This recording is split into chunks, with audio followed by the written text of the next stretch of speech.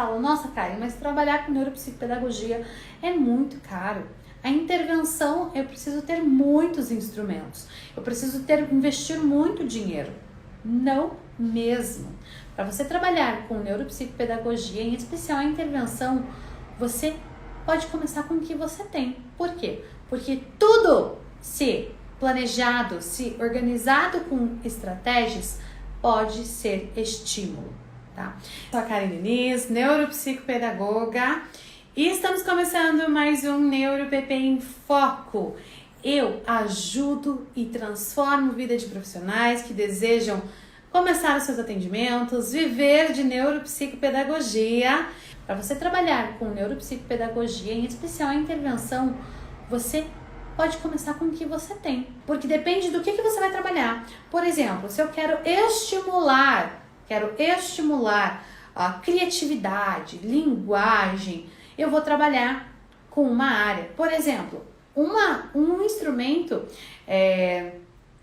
você vai trabalhar ali, por exemplo, eu gosto muito, eu vou até pegar aqui para vocês, não ia fazer propaganda de instrumento hoje, mas eu gosto muito desse instrumento que chama assim, Responda Tudo Cantando uma Música.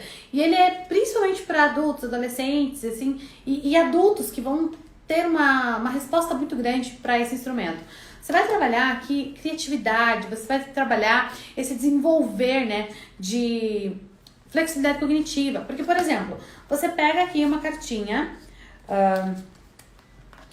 você precisa ligar para alguém. Para quem vai ser? E aí você tem que cantar uma música. Pense em uma música e cantem pra mim. Eu já tenho a minha música, depois eu canto pra vocês. Se eu preciso ligar pra alguém, pra quem vai ser, pra quem que eu vou ligar. E aí você pode cantar com uma música, tá? Falar isso cantando uma música. Então assim, Karen, mas eu não tenho essa caixinha. Tudo bem, você pode fazer jogo de stop. Stop, tem tempo, tem desafio, tem que usar a flexibilidade cognitiva. Pra que você precisa pro stop? Você precisa de uma caneta e de uma folha.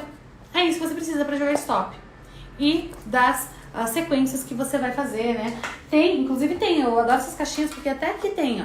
Aqui tem, você sorteia a letra, sorteia a caixinha, sorteia as perguntas que vão ser respondidas. Então tudo isso você pode trabalhar numa empresa em 5 minutinhos de pausa, né? Trabalhar algum desafio. Eu tenho instrumentos, né, de desafios mesmos. Então você pode trabalhar, tá? Mas vai estimular de forma cognitiva. E aqui a gente já entrou na outra parte que eu ia falar assim pra vocês, que quais seriam os exemplos então de instrumentos de intervenção? Porque muita gente confunde a intervenção neuropsicopedagógica com brincar, com brincadeiras, tá? E a intervenção ela não é uma brincadeira. Para o meu paciente, principalmente se ele for criança, se ele for adolescente, ele vai, pra mim, eu quero que ele sinta que ele tá brincando.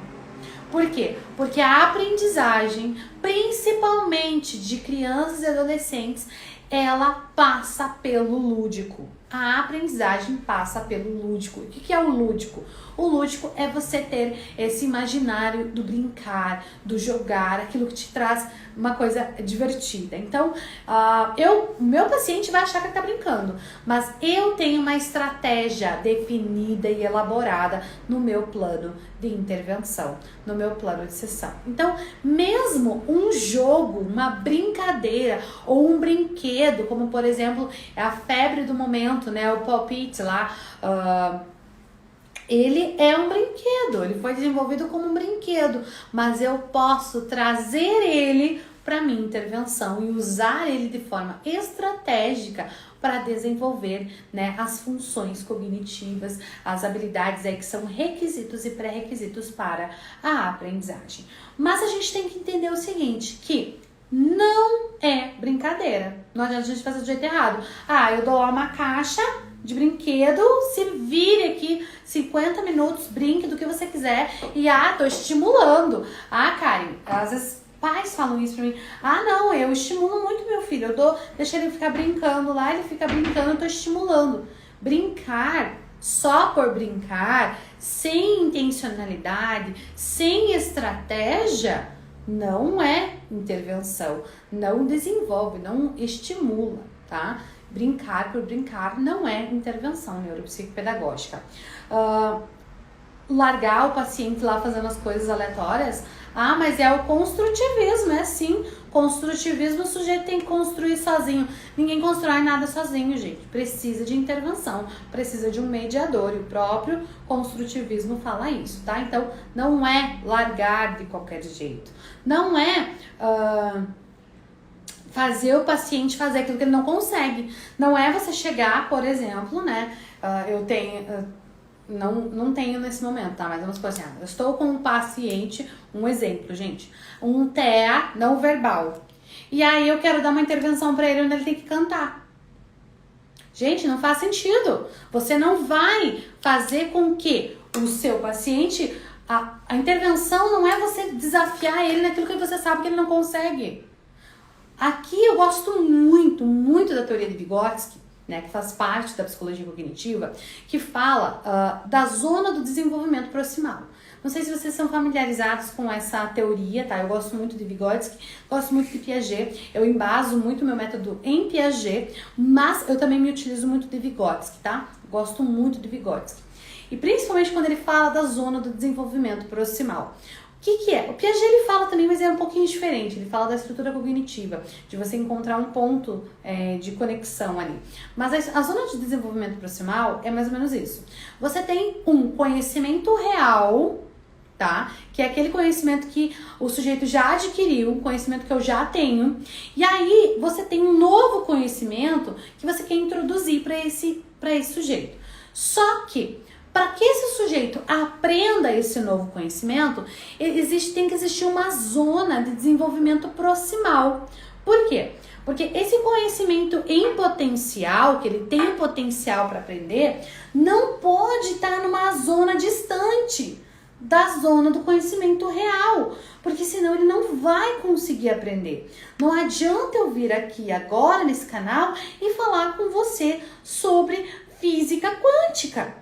Por quê? Porque a gente não tem embasamento para chegar na complexidade da física quântica. Eu não tenho, tá, gente? Mas o que eu posso falar para você? A gente está falando aqui de neuropsicopedagogia. Então eu posso falar para você, por exemplo, de neuroaprendizagem. Tá na zona do desenvolvimento proximal. Talvez você não saiba quais são os neurotransmissores que facilitam o processo de aprendizagem. Mas você já sabe o que é aprendizagem, você já sabe o que é sistema nervoso, você já sabe o que é neurotransmissor.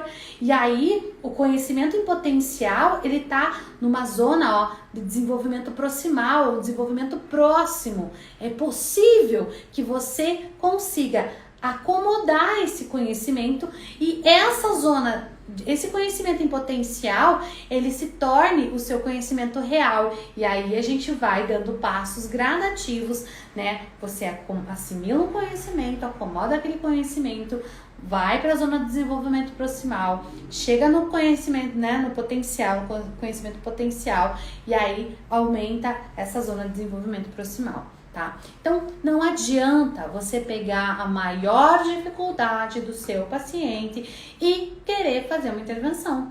Ah, o meu paciente tem descalculia, ele não consegue fazer abstrações matemáticas, mas ele também não consegue fazer matemática no concreto. E aí você senta e fala assim, não, vamos fazer intervenção aqui, querido, vem cá. Você tem dificuldade de matemática? Então eu vou te dar aqui uma lista de 45 continhas e você vai resolver essas 45 continhas. Não, mas eu vou te trabalhar no lúdico, eu vou te dar aqui, deixa eu ver o que eu tenho aqui. Eu vou te dar esse material aqui lúdico pra você contar. Pode fazer aí, vamos contar, vamos contar. Não é assim, gente. Você não vai pegar a maior dificuldade para fazer intervenção. O que você vai fazer na intervenção?